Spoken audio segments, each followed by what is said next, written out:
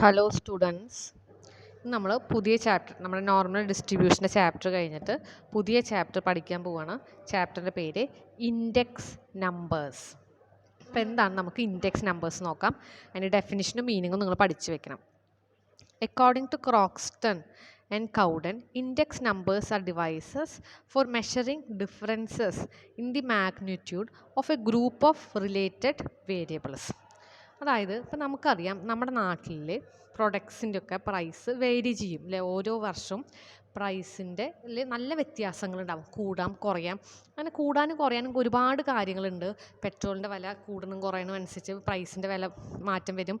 Economic activity അനുസരിച്ചിട്ട് വിദേശ രാജ്യങ്ങളുമായിട്ടുള്ള കരാർ അനുസരിച്ചിട്ട് ഒരുപാട് ഫാക്ടേഴ്സ് ഇൻഫ്ലുവൻസ് ചെയ്യുന്നുണ്ട് ഈ പ്രൈസിൽ change ഉണ്ടാവണത്.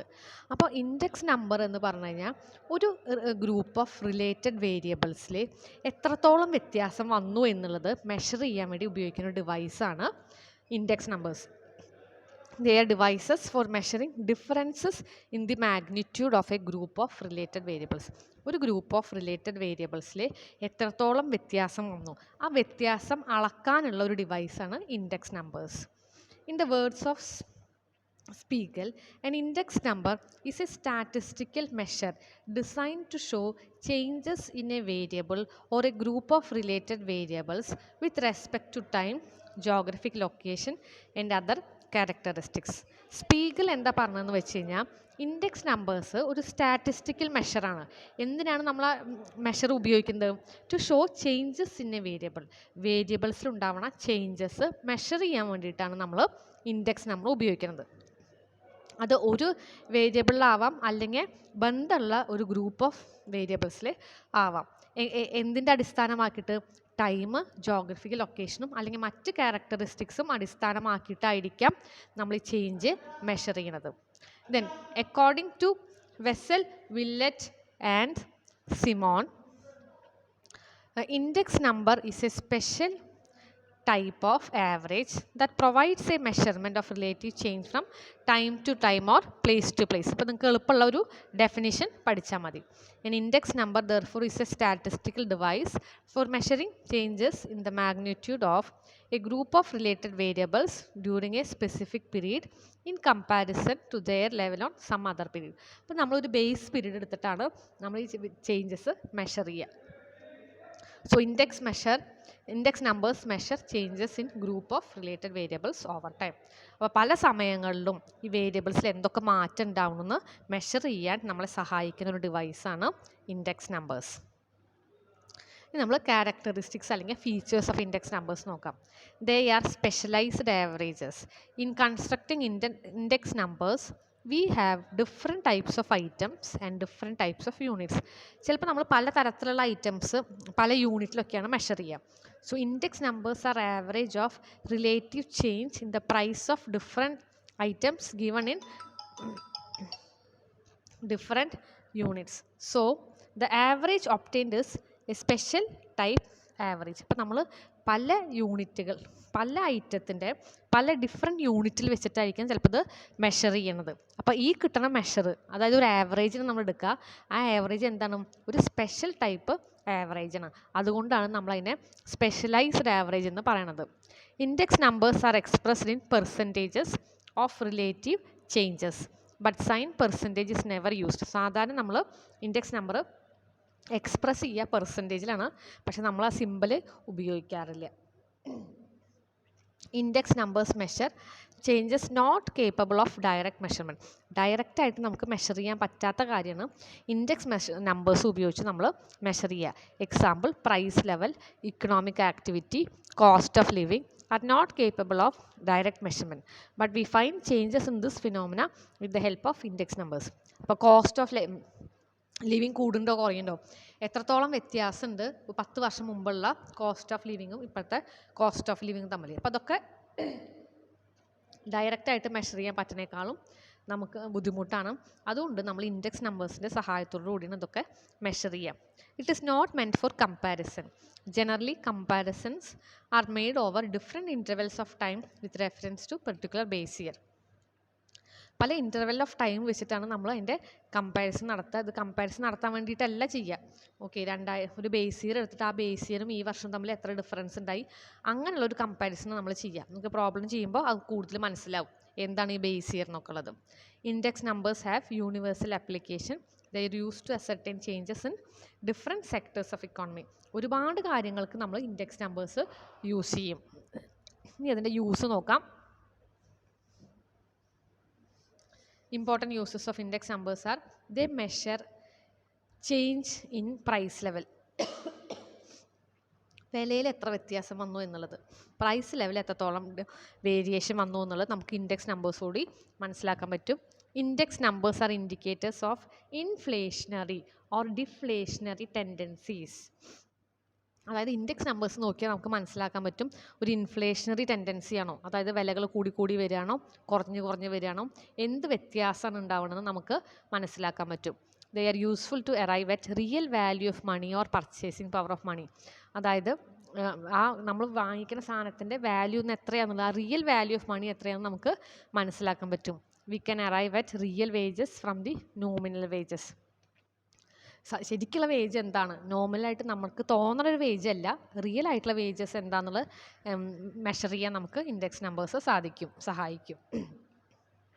It can be use to make measuring adjustments in wage of employees. When there is increase in cost of living index, the wage of workers are also to be increased accordingly. നമ്മൾ cost of living index ആണ് ഉണ്ടാക്കണമെങ്കിൽ base year ആയിട്ട് compare ചെയ്യുമ്പോൾ നമുക്ക് ആ cost of ലിവിങ്ങിൻ്റെ അത് increase ആണോ decrease ആണോ എന്ന് മനസ്സിലാക്കാൻ പറ്റും.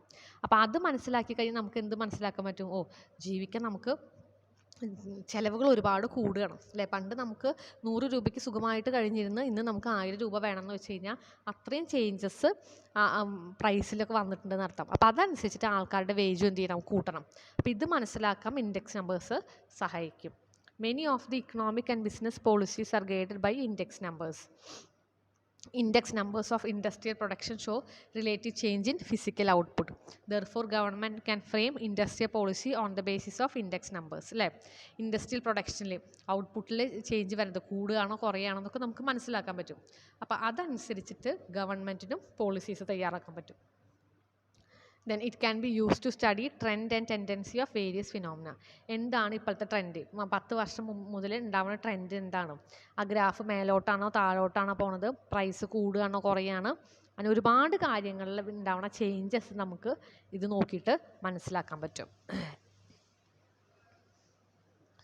Next index numbers are economic barometers. അത് ബാരോമീറ്റർ പറഞ്ഞാൽ നമുക്കറിയാം അറ്റ്മോസ്ഫിയറിക് പ്രഷർ മെഷർ ചെയ്യാനുള്ള ഒരു ഇൻസ്ട്രുമെൻ്റ് ആണ്. അതേപോലെ തന്നെ നമ്മുടെ ഇക്കോണമിയിൽ ഉണ്ടാവുന്ന ചേഞ്ചസ് മെഷർ ചെയ്യാനുള്ള നമ്മുടെ കയ്യിലുള്ള ഒരു ടൂളാണ് ഇൻഡെക്സ് നമ്പേഴ്സ്. അതുകൊണ്ട് നമുക്ക് ഇൻഡെക്സ് നമ്പേഴ്സിനെ ഇക്കണോമിക് ബാരോമീറ്റേഴ്സ് എന്ന് പറയാം. Okay, a barometer is an instrument which is used for recording changes in atmospheric pressure. Wholesale price index numbers record the change in price level of the country.